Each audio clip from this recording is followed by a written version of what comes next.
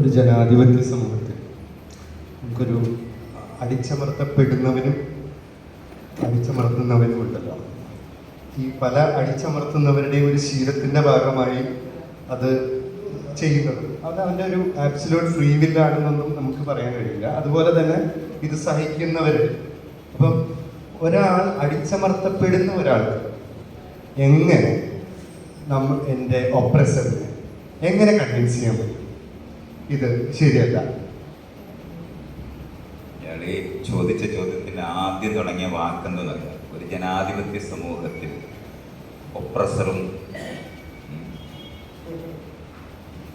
ജനാധിപത്യ സമൂഹത്തിൽ ഒപ്രസറുണ്ടോ? ഒപ്രസറുണ്ടോ? ഇയാൾക്ക് സംശയമൊന്നുമില്ലല്ലോ. എന്നാൽ അയാൾ കാണുന്നതാണ് ഇവിടെ എല്ലാവരും ഇങ്ങനെയാ ചെയ്തോണ്ടിരിക്കുന്നത്. അതിനെപ്പറ്റി നമ്മൾ ചില നേരം പറഞ്ഞോണ്ടിരുന്നത് ജനാധിപത്യം നമുക്ക് ആരംഭിക്കുന്നത് നമ്മൾ ഇതുവരെ ചെയ്തിട്ടുണ്ട്. അതാണ് നമ്മുടെ പ്രശ്നം. ഇതിനെയാണ് ഞാൻ ഈ പറയുന്നത്. നമ്മൾ ജനിക്കുന്ന വീടുകളിൽ ഇതുവരെ ജനാധിപത്യപരമായ ഒരു റിലേഷൻഷിപ്പ് തന്നെ ആരംഭിച്ചിട്ടില്ല. നമ്മൾ വളർത്തുന്ന കുഞ്ഞുങ്ങളെ നമ്മൾ ഒരു സമയത്തും അപ്പുറത്തിരിക്കുന്ന ആളിനെ ബഹുമാനിക്കേണ്ടതുണ്ട് എന്ന് പഠിപ്പിക്കുന്നില്ല. ഇതൊന്നും നമ്മൾ ചെയ്യുന്നില്ല.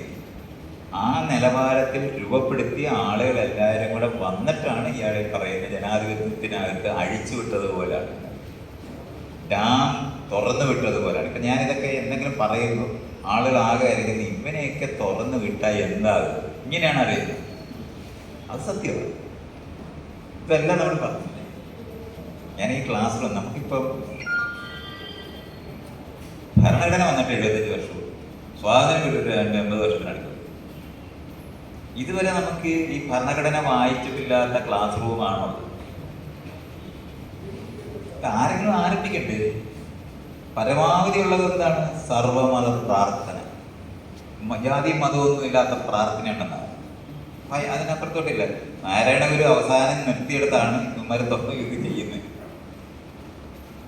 നമ്മളീ പറയും എന്താണ് ഇത് ചെയ്യണം. ഭരണഘടന വന്നു കഴിഞ്ഞാൽ പിന്നെ ഈ പറയുന്ന മേളിലൊരുത്തർ ഇരിപ്പുണ്ട്, അങ്ങനെ ഈ കാര്യമെല്ലാം ചെയ്തു തരും എന്നൊക്കെ പറഞ്ഞു കഴിഞ്ഞാൽ പിന്നെ നമ്മളെന്തിനാണ് ഭരണഘടന എഴുതിയത്? വി ദ പീപ്പിൾ എന്നാ ഭരണഘടനയിൽ എഴുതിയിരിക്കുന്നത്. In the name of the Lord എന്നല്ല എഴുതിയിരിക്കുന്നത്. നിങ്ങൾ എല്ലാവരും അറിയണം. വി ദ പീപ്പിൾ എന്നാ. അപ്പൊ നമ്മുടെ സ്വന്തം നമ്മൾ തീരുമാനിക്കേണ്ട പ്രശ്നമാണ്. ഒരിക്കൽ വി ദ പീപ്പിൾ എന്ന് എഴുതി കഴിഞ്ഞാൽ നമുക്ക് മുഴുവൻ പേർക്ക് ഉത്തരവാദിത്വം ഉണ്ടെന്ന് അറിയേണ്ടത്. അല്ലാതെ മന്ന മേളിൽ നിന്ന് വീഴുമെന്ന് വിചാരിച്ചാൽ നമ്മൾ നിന്നിട്ട് എന്താ കാര്യം? അങ്ങനെ ഒരു ഭരണഘടന ഇല്ല. ഈ പണിയെടുക്കേണ്ടത് നമ്മൾ ഈ തുടങ്ങേണ്ട സ്ഥലങ്ങൾ, നമ്മുടെ വീട്, നമ്മുടെ വീടുകളെല്ലാം സ്ത്രീ പുരുഷ ബന്ധങ്ങളെ രണ്ടാക്കി വെച്ചിരിക്കുന്ന വീടുകളാണ്. സ്ത്രീകൾ പുറവശത്ത്, വടക്ക് വശത്ത് എന്നുള്ള കടുത്ത കഴിഞ്ഞാൽ വീടിന്റെ പുറവശം തന്നെയാണ്. എന്നിട്ട് അവിടെയാണ് നിർത്തിയിരിക്കുന്നത്. അകത്തങ്ങ് കയറിപ്പോന്നില്ലേ പറയുന്നത്? നീ അങ്ങ് അകത്ത് കയറിപ്പോന്ന് പറയത്തില്ലേ? ആ പറയുന്ന ഡിവിഷനുള്ള വീട് ഡിസൈൻ ചെയ്തിട്ടുണ്ട്.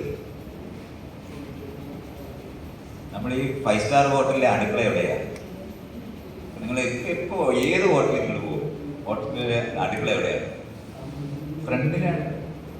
കരയിട്ട് അത് വൃത്തിയായിട്ടിരിക്കുന്നു എന്ന് നാട്ടുകാർക്ക് കാണണം.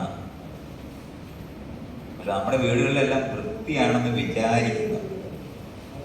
എൻ്റെ അമ്മയുടെ വീട്ടില് ജനമുള്ള വീടായിരുന്നു. അവിടുത്തെ